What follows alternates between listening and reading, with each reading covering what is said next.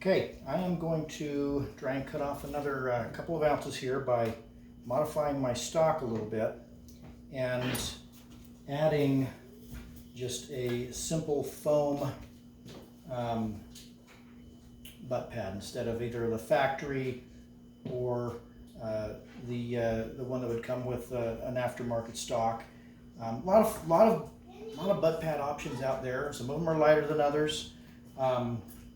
I found that especially for light recoiling calibers, I don't need a lot of the sophisticated, cushion you get in a typical limb saver or your factory options. I just don't need it, and so I can save some weight there in something in a caliber like a 223.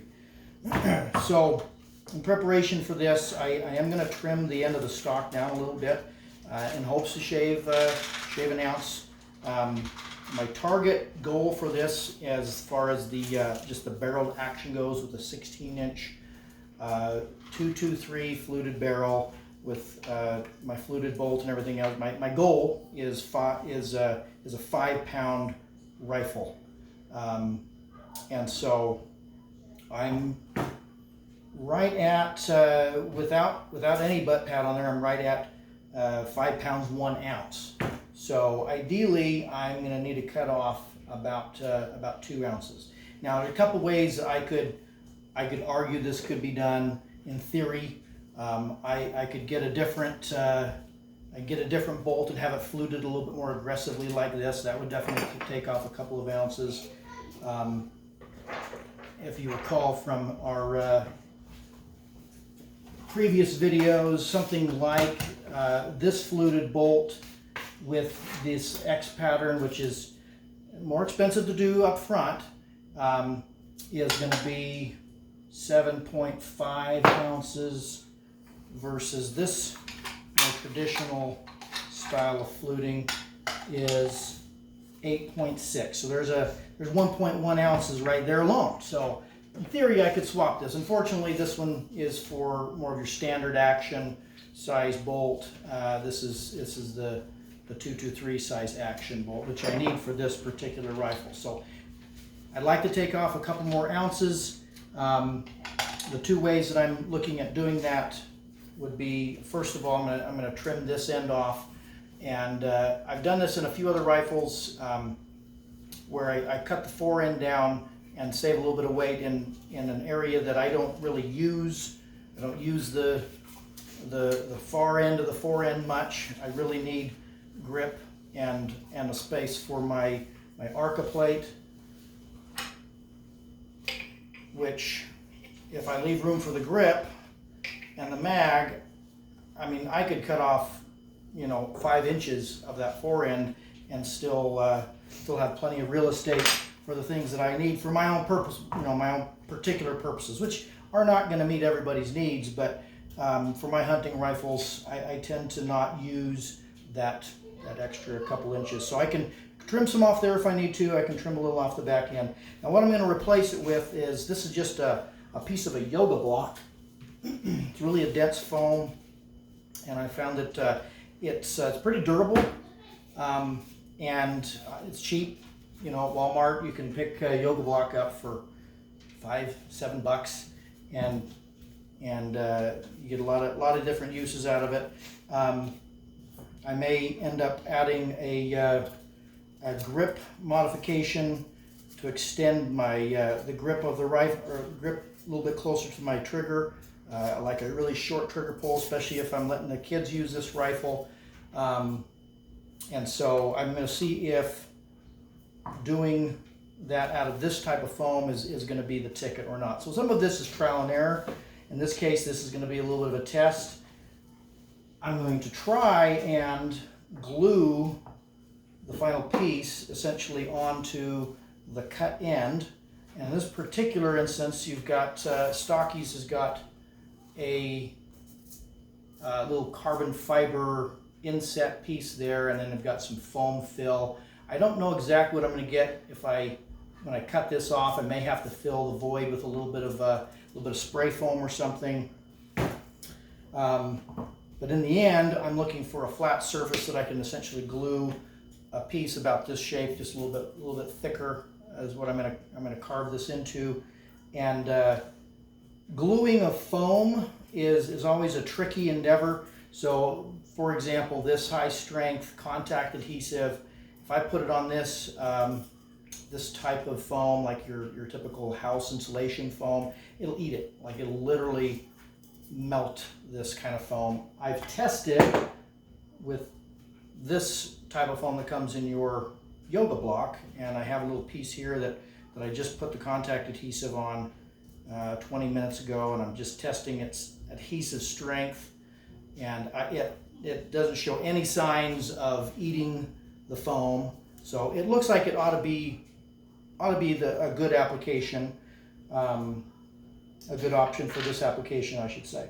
So in prepping my stock, I just got a piece of this blue painter's tape. I'm going to go out and I'm going to use it on my chop saw. I've got a kind of a metal cutting blade and something without teeth, something that's going to not make jagged edges with this carbon fiber material, and see if I can cut a straight line. Other than that, I've got this piece of foam here, and I need to cut it more or less to shape.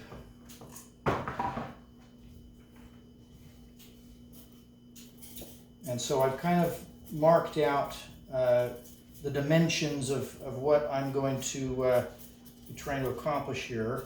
So I essentially need to get this down to as close to the shape that I'm going to want as possible.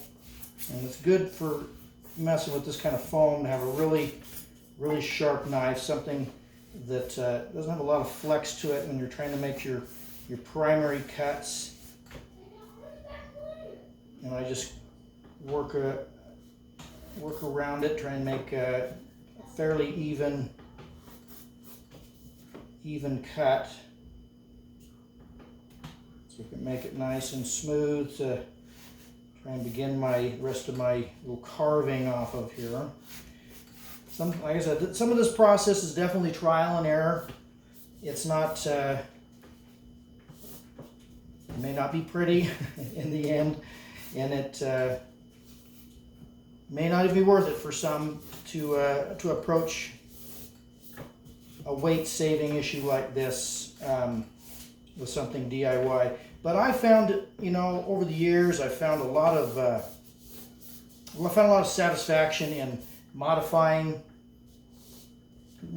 gear, whether it's on a rifle or a backpack or other, making modifications to tents or other things like that. That I've been in a weight-saving type of capacity, but some are intended to enhance function. And I found a lot of satisfaction in doing, put my own little flavor, my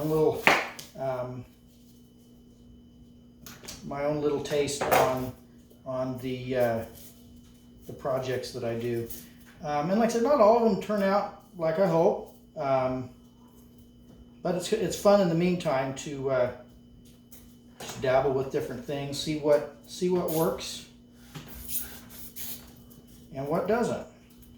Up until this point, this particular rifle has had, where did it go? Actually, it was just this little piece of foam, and then I had another little end piece of foam on the outside of it that was sandwiched just under some duct tape. Here it is. So it was not pretty at all, but it was just essentially sandwiched on there with the duct tape. And I've used that rifle like that for several months now, and it's perfectly functional. Definitely lighter than the limb saver it came with. I'm just looking to see if I can make something that maybe looks a little bit nicer without the duct tape look. And so the glue-on application was something that I'd had the thought maybe would be the Tikka. So we're going to see if that has some merit to it or not. Try and make a straight cut down there. So I am lining my pattern up because I've already got this one nicely shaped to fit the end piece there, and it's going to end up being slightly smaller because it tapers in, so we'll have to do a few little modifications at the end.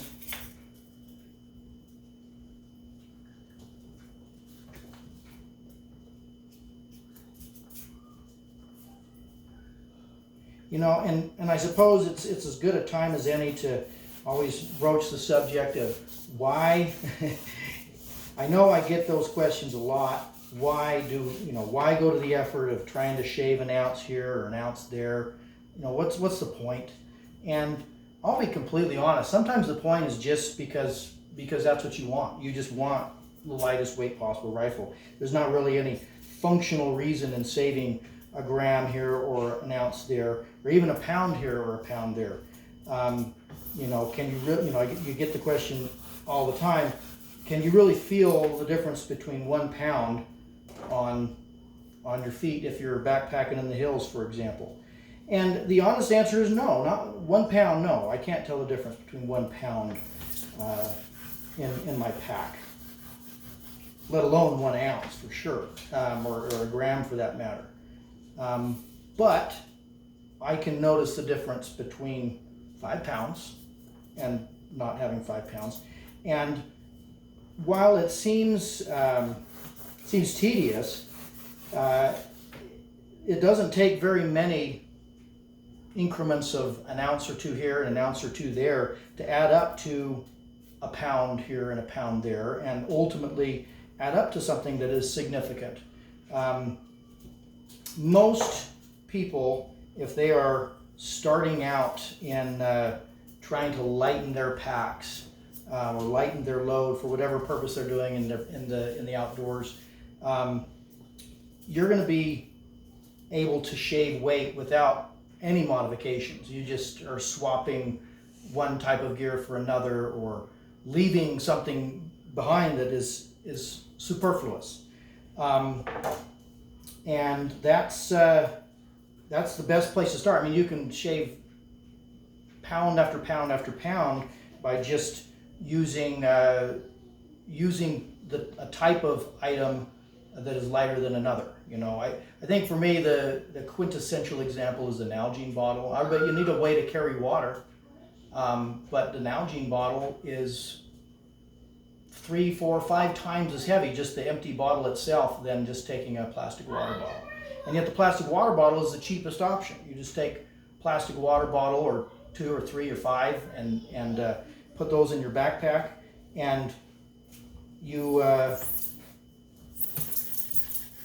saving ounces and even pounds of weight without having done anything other than leaving the Nalgene bottle at home. Other types of modifications, you know, other types of weight savings are going to come from, you know, more expensive additions to your gear list. You know, going with a Dyneema or a DCF fabric in your tent versus sil nylon, for example. You know, that can literally double the price of an already expensive part of your gear.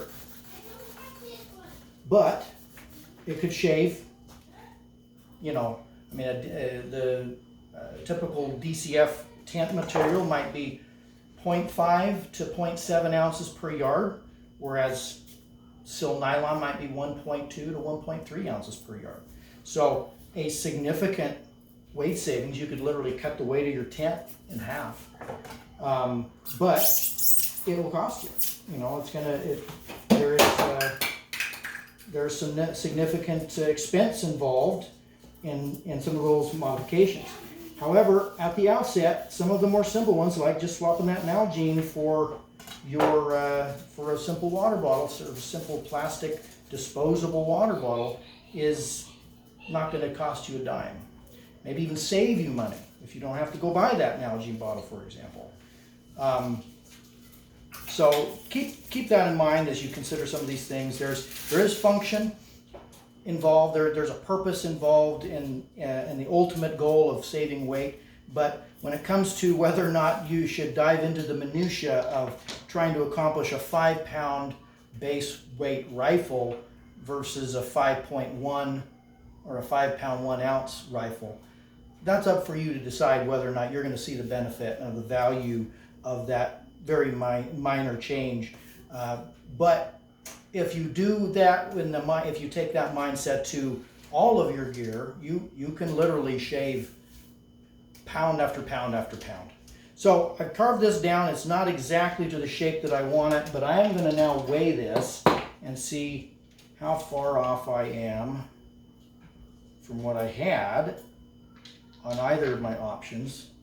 So now I'm down to 0.7 ounces, and this will be shaved a little bit more. So the factory one, if we recall, is 2.4, and that again is 0.7.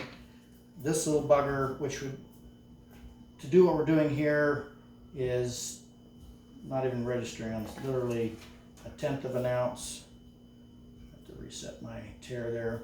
So this would probably end up, if it was the same size, about 3 times that width, maybe 2.5 times that width. This would be, let's call it 2 to 2.5 ounces versus 7 ounces. So, or excuse me, yes, a 0.2 and a half, 0.25 ounces versus about 0.7 ounces. So definitely in the realm. I would end up adding, I mean, this little bit of duct tape to hold it on, this little bit of foam backing that I had in there, in and of itself was 0.4 ounces. So if I'd combine those two, I'm 0.5. If I doubled the thickness, I would have been at, again, I'd add another 1/10 of an ounce, so I'd be at 0.6. So I would be pretty well 6s as far as weight goes to go with this approach with this duct tape backing versus the idea I've had here to essentially glue on the foam piece. So we're going to see if it works. We're going to see how it turns out, and a little bit more carving here yet to do on this to make it a little bit more refined. I've got to get this cut back down a little bit. This is my primary weight savings here, is hoping that this is, you know, cutting off an inch here is going to save, I'm hoping an ounce, maybe 1.5 ounces. We'll see what it does, and we'll check back in after that.